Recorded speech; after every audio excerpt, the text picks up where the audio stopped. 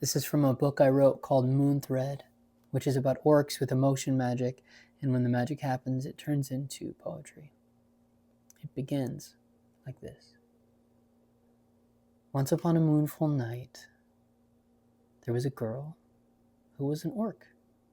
She had gold slitted eyes and dark green skin. Her black hair, when light touched it, drank it in. And when she turned 11, she began to have true dreams. The circle turns, the circle turns, the circle turns again.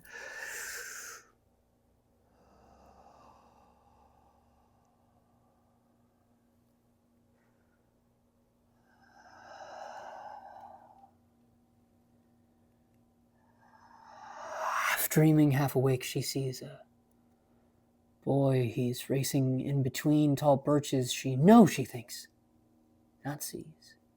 She is the boy, like always. Dry twigs crunch. His eyes are colorblind and hers are not. She feels his heart thump thump in her ears. Thump thump, thump thump, thump thump. Another true dream. She can feel the pull, the painful tug of each quick breath he breathes. He's hungry. He hunts. Tonight, he's playing hunter.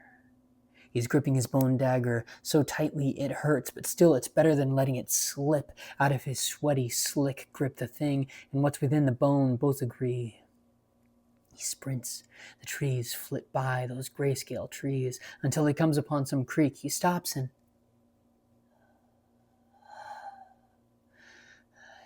he listens for it. The moon hums.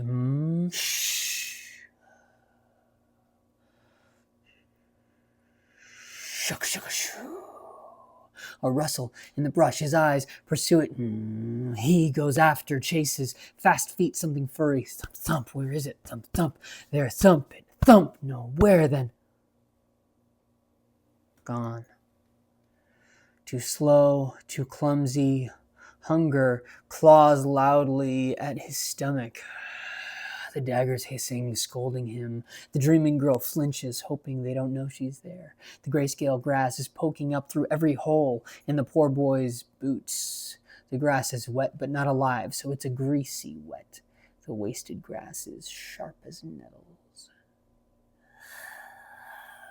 The angry dagger whines. I know, he's screaming. Then the boy kicks into action once again, running a little too fast through flitting trees, on greasy grass, then slip. He falls.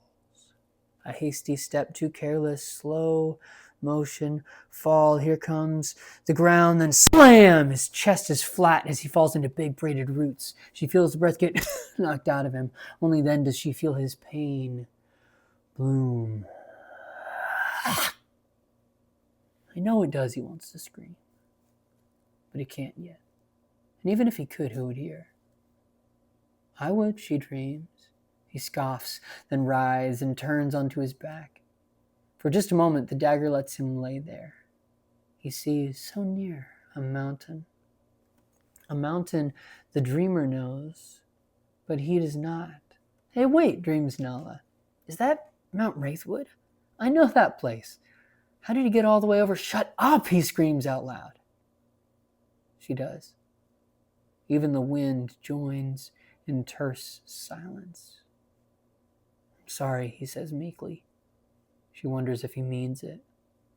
Neither of them notice the strange thing at first, but the dagger does.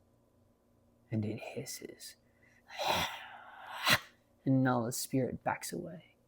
And now his pain is flowering. He squeezes the bone dagger, but the dagger understands and aims some apathy at him. They both know the dagger can't heal until it drinks. His mind goes to the furry thing that got away. Everyone knows what happens next. No, Nala thinks. But the boy says, fine. She feels his eyes close and please and lets the demon in. He lets the demon in. He moves with new speed. He's on his feet. The dagger will be drinking tonight. She blots it out, but then can't. The sun is out. Its brazen light turns every blade of greasy grass into a knife. He finds the thing, no shadows. He finds the thing and grabs it. Where's the moon? No shadows. The world leans red. He gets lightheaded, and so does the dreamer. Each shadow flinches, recoiling away from Red Day's touch. Within a dozen hateful, hobbled breaths, he pins some furry thing. Don't raises up the cackling dagger, and all of everything is cackling in red as the dagger begins to flay them. Nala's eyes snapped open, both of them. She stared up at the ceiling. Mostly it was dark, though day was up. Day's fingers pried, plying at the edge of one of this room's 3 great curtains. Thump, thump, thump, thump. It's just a dream, she thought. The curtains kept the day at bay and kept young Nala safe from sun and blood, from many things. Each curtain had her family's symbol, sister moons, one full, one empty, half dreaming, half awake, the sigil of her mama and her gran. They'd sewn those sigils back when Nala was just a little baby and the house was a little smaller. Thump, thump, thump. They made the moons from 2, and only 2 great spools of thread. One spool was black as black could be. They made the empty moon with that, even though that was not as black as Nala's hair was. But the full moon, they made that with moon thread. Great big sigils, too. The stuff was expensive and rare. Mama said moon thread was only made in Yorkshire. Gran had a bunch of it, but she kept it locked away. Nala laid in her bed, but thought of the kitchen. Her mind went to their nicest cabinet, to the shelf that had the soothing potions.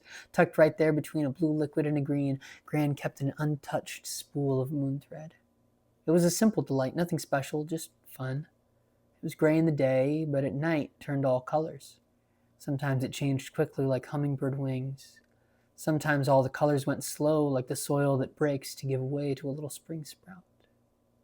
Nala used to look at those curtains all night, studying the colors as they changed instead of sleeping. Thump, thump. But the day was thump, thump, getting in, and thump, thump, thump, thump, thump, thump. It's hums the curtains. It was day, but still they pulsed very softly. But it's thump, thump.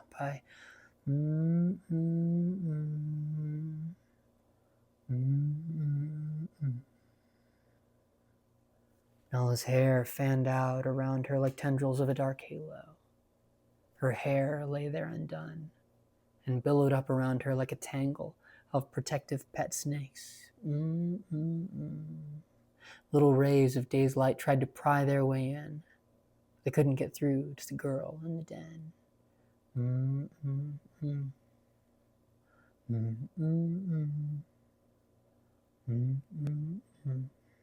Okay, Nala thought. She heard the wind hiss, but it felt so very far off. Then sleep took her. It's just like the best hug that Nala had had. She let her eyes, just to dream, get heavy and just hoped she wouldn't